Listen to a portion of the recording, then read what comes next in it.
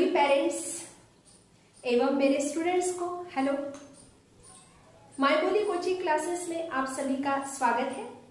और खुशखबर ये है कि एग्जाम की भी प्रिपरेशन करने के लिए, एग्जाम की पूर्व तैयारी करने के लिए आज से मैं सीमा बख्शी आपके लिए लेकर आई हूं एक नई सीरीज जिसका नाम है ऑल द बेस्ट, जिसका पार्ट 1 आज आपके सामने हम प्रस्तुत कर रहे हैं।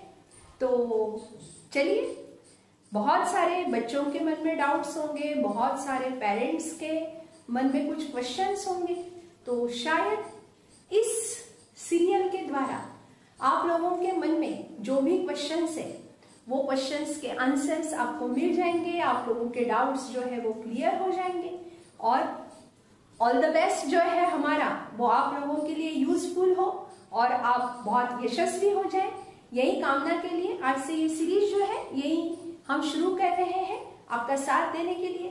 बहुत पेरेंट्स का पहला बच्चा 10th में है, उनके मन में रहता है कि मैम क्वेश्चन पेपर कैसे लिखना है, क्या लिखना है, ये सारी बातों की जानकारी जो है वो आज के इस सेशन में आपको मिल जाएंगी।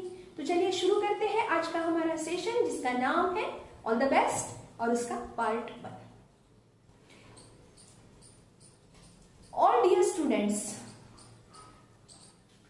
हमारा जो मराठी का पेपर है वो मराठी के पेपर में पहला जो हमारा सेक्शन रहता है वो पहला सेक्शन है गद्य विभाग। गद्य विभाग मतलब प्रोज से रिलेटेड, उसमें सारी कहानियां आ जाएंगी, उसमें सारे आर्टिकल्स आ जाएंगे, लिटरेचर में जो जो पार्ट्स है गद्य का वो आ जाएगा। और गद्य विभाग जो है वो दैट कैरीज 18 मार्क्स। यहाँ पे लिख देती हूँ मैं, दिस क्वेश्चन जो है ये 18 मार्क्स उसके लिए है, बहुत सारे हैं। आउट ऑफ 18 मार्क्स जो है वो गद्य विभाग के लिए है। अब पहला विभाग गद्य विभाग, नेचुरली प्रश्न पहला अ और आ क्या आने वाला है आपको पेपर में, तो अ और आ आने वाला है आपको पठित परिच्छेद, seen passages. How many passages will be there? 2 passages will be there. 2 passages रहेंगे 7 मार्क के, 7 मार्क्स के 2 पैसेजेस रहेंगे और वो 2 पैसेजेस आपको सॉल्व करने हैं लगभग 130 to 150 वर्ड्स में। 130 ते 150 शब्दांमध्ये 2 परिच्छेद आपल्याला दिलेले राहतील आणि त्याचे आन्सर्स आपल्याला लिहायचे आहे।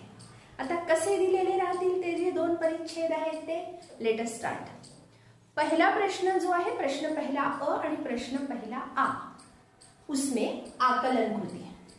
अब ये आकलन कृति क्या है ये मैं डिटेल में बताती हूं आप लोगों को, लेकिन सबसे पहले समझ लीजिए आकलन कृति है ऑब्जेक्टिव क्वेश्चन जिसके आंसर्स पैसेज में ही है, जिसके आंसर्स पैसेज में है, ठीक है। तो वो जो है वो आपको सॉल्व करना है। वो शायद 1 मार्क के 2 हो सकते हैं या 2 मार्क का 1 भी हो सकता है, तो वो आपको सॉल्व करने के हैं, उसके लिए है 2 मार्क्स। अगेन दूसरी जो कृति है वो भी रहेंगी 2 मार्क्स के लिए, आकलन कृति, दैट मीन्स ऑब्जेक्टिव टाइप, ठीक है। तो ये हो गए 2 और 2 4 मार्क। और स्वमत रहेगा आपका एक, वो that is we called personal response. अब ये पर्सनल रिस्पॉन्स कैसा लिखना है वो मैं बताती हूँ, लेकिन पहले ये समझ लीजिए कि ये 3 मार्क का स्वमत है, तो 2 और 2 4 और 3 कितने मार्क्स हो गए? 7। और ये 7 मार्क्स जो है ऐसे 7 मार्क के 2 पैसेजेस, मतलब कितने मार्क्स हुए? 14, ठीक है। मतलब प्रोज, सीन प्रोज, और आप इसमें कुछ भी छोड़ नहीं सकते हैं ऑप्शन में। बहुत सारे पेरेंट्स या टीचर्स पूछते हैं कि मैम क्या हम ये छोड़ सकेंगे? जी नहीं। मुझे जो डिफिकल्ट लगता है वो छोड़ सकेंगे क्या? जी नहीं छोड़ सकेंगे। आपको सारे के सारे पैसेजेस जो है वो तैयार करने हैं। वो कैसे तैयार करने हैं उसके लिए ही आज का ये सेशन है, वो मैं बताती हूँ, लेकिन उसके पहले जान लेते हैं कि इसके बाद क्या है प्रश्न पहला ई। अब प्रश्न पहला ई में क्या है? अपठित गद्य, अनसीन पैसेज। लेकिन अब इसमें ऐसा है कि इसमें स्वमित नहीं लिखना है आपको, इसमें सिर्फ 4 मार्क्स के पैसेज, 4 मार्क्स के ऑब्जेक्टिव टाइप के क्वेश्चन है। हम जिसे आकलन कृति बोलते हैं। End this unseen passage carries 4 marks, that means पहले के 14 और ये 4 मिला के हमारे हो गए 18 मार्क्स। आई रिपीट, 2 पैसेज आएंगे जिसमें क्या रहेंगे, क्वेश्चंस रहेंगे 7 मार्क के, और वो 7 मार्क के ऐसे 2 पैसेजेस, मतलब कि आप लोगों को 14 मार्क्स हो गए। और अनसीन पैसेज जो है वो 4 मार्क का रहेगा, उसमें सिर्फ केवल 4 मार्क के ऑब्जेक्टिव्स रहेंगे, हम जिसे आकलन कृति कहते हैं। तो वो आकलन कृति के लिए 4 मार्क्स है। ऐसा 18 मार्क्स का हमारा गद्य विभाग है, और वो गद्य विभाग हमें कैसे सॉल्व करना है वो अभी हम देखते हैं कि उसका थोड़ा सा आपण बारकाईने विचार करू की छोट्या छोट्या गोष्टी आहेत, या छोट्या छोट्या गोष्टींमध्ये काय काय असू शकतं। ठीक आहे, चला तर मग आता आपण शिकूयात की काय काय असू शकतं या सगळ्यांमध्ये। आता बघा, आपण शिकतो आहोत की बोर्डाच्या परीक्षेमध्ये आपल्याला गद्य विभाग कसा सोडवायचा आहे, बरोबर आहे ना। तर आता गद्य विभाग कसा सोडवायचा ते आपण बघूया। सगळ्यात सुरुवातीला मी सांगितलं की आपल्याला ही आकलन कृती जी आहे ही आकलन कृती सोडवायची आहे। या आकलन कृतीमध्ये काय बरं असू शकतं, तर या आकलन कृतीमध्ये काय काय असू शकतं बघा। आकृतीबंध पूर्ण करा, म्हणजे जो परिच्छेद, आता सगळ्यात पहिले लक्षात घ्या की आपल्याला वर 130 ते 150 शब्दांचा एक परिच्छेद दिलेला असेल।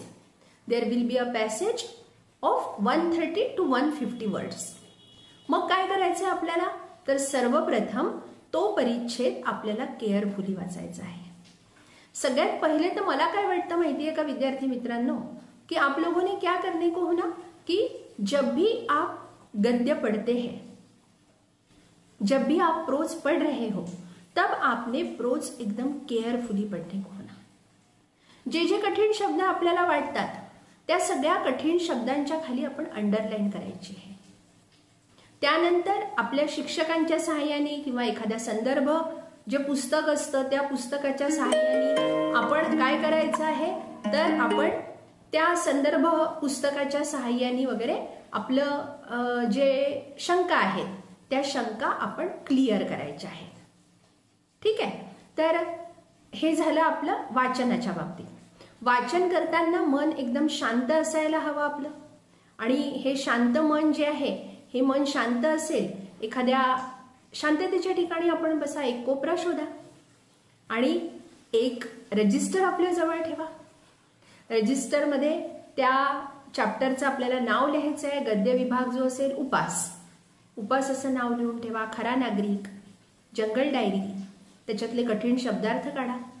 ज्या ज्या ठिकाणी आपल्याला वाक्य खूप मस्त वाटतात, हा हा काय मस्त लिहिलंय ना लेखकांनी, किंवा बरेचदा शिक्षक सांगतात आपल्याला, तर त्या ठिकाणी अंडरलाईन करून ठेवा, अधोरेखित करा ते वाक्य, हायलाइटरचा वापर करा, आणि हायलाइटरचा वापर करून ते सेंटेन्स जे आहे ते हायलाइट करून ठेवा। हरकत नाही पुस्तक खराब झालं तरी, आणि हायलाइट करून तर पुस्तक सुंदर दिसत असतं, खराब दिसत नाही मुळे। तर असं करायचं आहे। आणि आता परीक्षेत काय करायचं आहे आपल्याला, तर तो परिच्छेद काळजीपूर्वक वाचायचा आहे।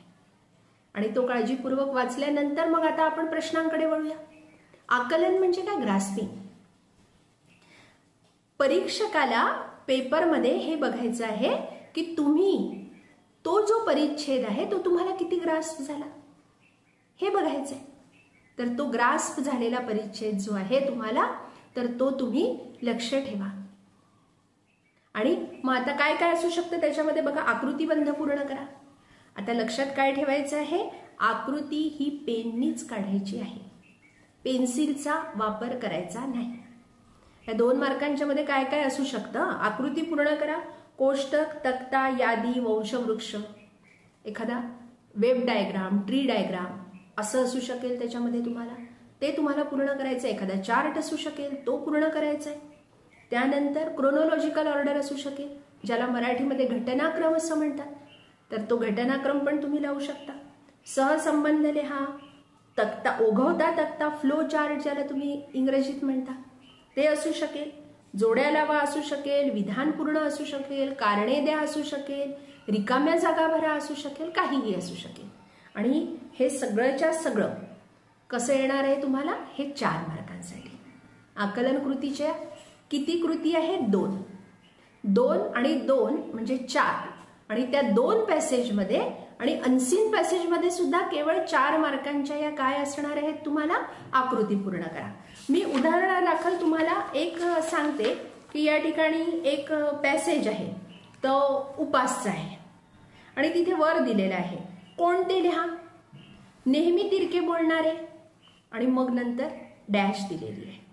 आता तुम्हाला लिहायचं आहे पूर्ण, नेहमी तिरके बोलणारे डॅश, आणि मग त्यानंतर काय करायचं आहे तुम्हाला? तर त्यानंतर त्याचं उत्तर लिहायचं आहे आणि उत्तर लिहिल्यानंतर तुम्हाला त्या ठिकाणी अंडरलाईन करायची. Is it? कळलं तुम्हाला सगळं? मग आता आपण लिहिलं समजा की जे काय आता कोण होते तिरके बोलणारे? जनोबा रेगे. मग जनोबा रेगे खाली आपल्याला अधोरेखित करायचंय. किती छान दिसेल ना पेपर. म्हणजे आपण वर लिहिलं आहे गद्य विभाग, मग खाली लिहिलेला आहे प्रश्न पहिला अ, मग कोणते लिहा? कोणते लिहा मधलं 1 नेहमी तिरके बोलणारे, आणि मग आपण लिहिलं जनोबा रेगे आणि त्याच्या खाली अंडरलाईन केलं. त्याच्यानंतर पुढचा प्रश्न आहे बटाटा सोडण्याचा सल्ला देणारे. आपण लिहायचं बटाटा सोडण्याचा सल्ला देणारे आणि मग डॅश सोकाजी त्रिलोकेकर. मग सोकाजी त्रिलोकेकर जे आहे त्याच्या खाली अंडरलाईन करायचं आहे. मग आता पुढची आकलन कृती बघा काय. पंतांची आस्था वाढू लागलेले शब्द. आस्था वाढणे म्हणजे प्रेम वाढणे.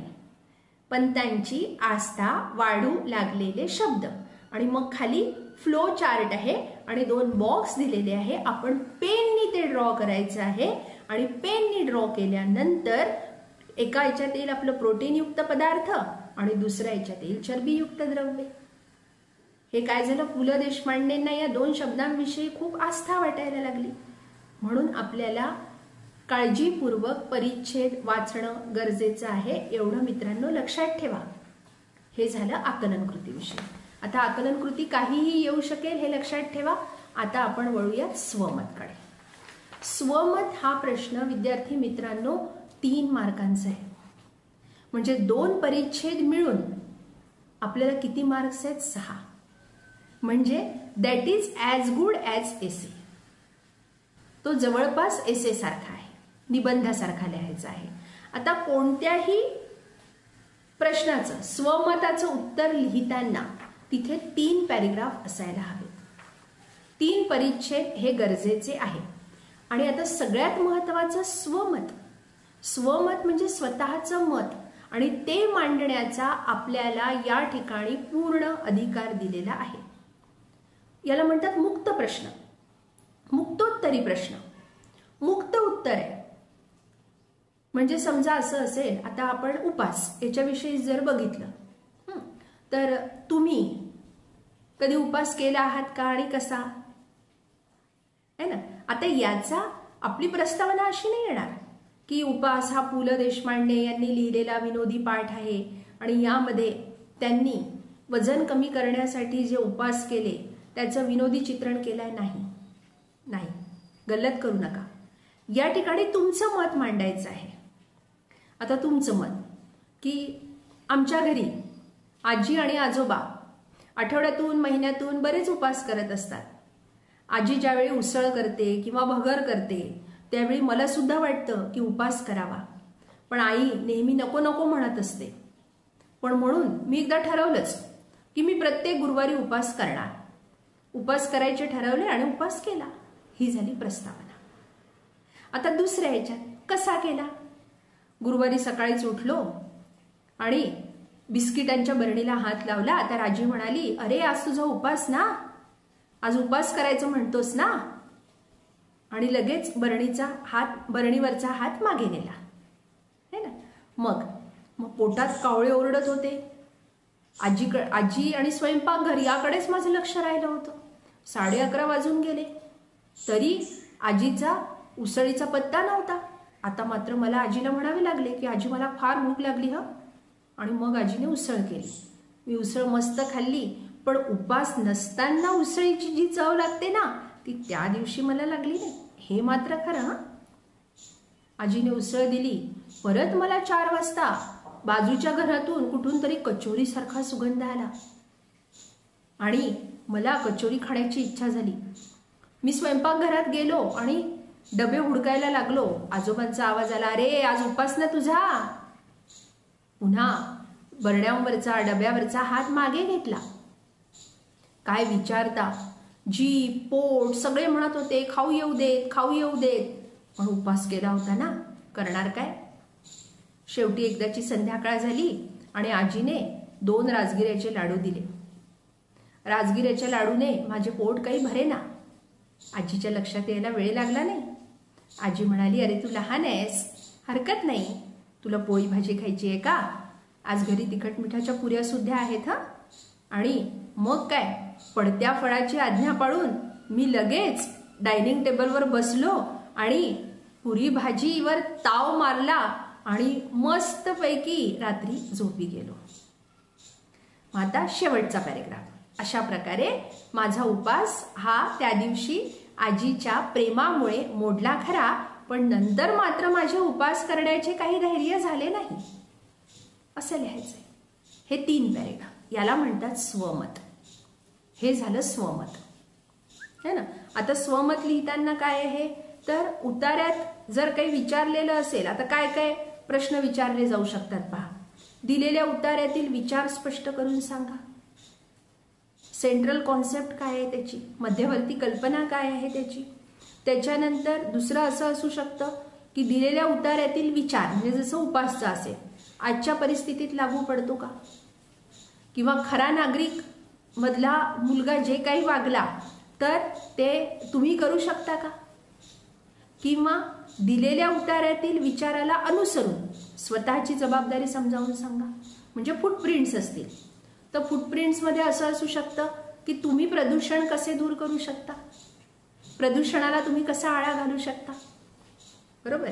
त्याच्यानंतर उतार्यातील विचारांसंबंधी तुमचे मत थोडक्यात सांगा, असं असू शकेल, आहे ना. म्हणजे जंगल डायरी.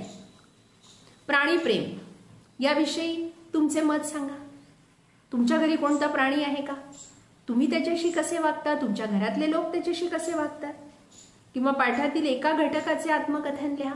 म्हणजे जंगल डायरी मधलं वाघीण बोलते असं समजून त्याचं उत्तर लिहायचं आहे. पाठातील विशिष्ट मजकूर संवाद रूपात लिहा. वाघीण आणि त्यांची मुलं काय बरं बोलली असतील, अशी कल्पना आपण करू शकतो. तर अशा प्रकारे आपल्याला स्वमत हे कोणत्याही प्रकारे येऊ शकतं. आपण साधारण 50 स्वमतची जरी तयारी केली तरी विद्यार्थी मित्रांनो 21वा कोणतं स्वमत तुम्हाला लिहायला येईल हे तुम्ही सांगू शकत नाही, हे निश्चितच सांगू शकत नाही. त्याच्यासाठी आपल्याला लेखनाचा सराव असायला हवा. आणि आता जो उतारा राहील तुमचा अपठित, त्यामध्ये काय करायचंय तुम्हाला, जसं इथे आहे 2 आणि 2 मार्कांच्या 2 कृती, तर त्या ठिकाणी सुद्धा तसंच राहणार आहे. आणि तो परिच्छेद तुम्ही कधीही वाचलेला नाही, म्हणूनच तर त्याला अपठित म्हटलेलं आहे.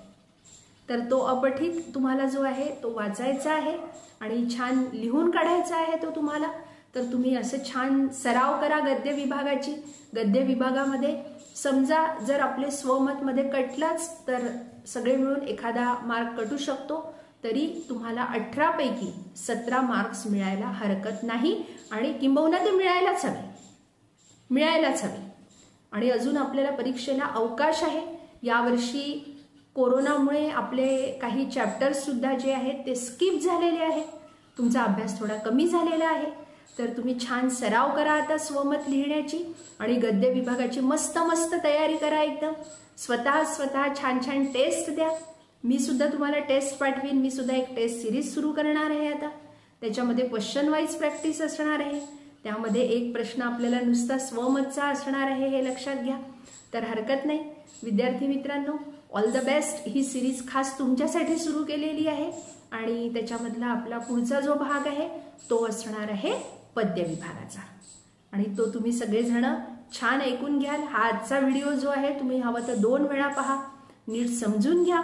समजलं नाही तर मला नक्की विचारा. मी तुमच्या सोबत आहे आणि आपण मराठीमध्ये खूप मस्त अबाव 95 मार्क्स मिळवण्याचा प्रयत्न करूया.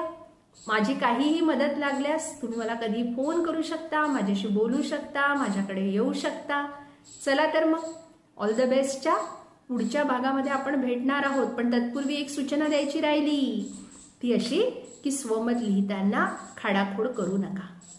आता तुमचं अक्षर जे आहे ते सुधरू शकत नाही, त्याच्यामध्ये काही बदल होऊ शकत नाही, पण स्वच्छतेमध्ये बदल होऊ शकतो.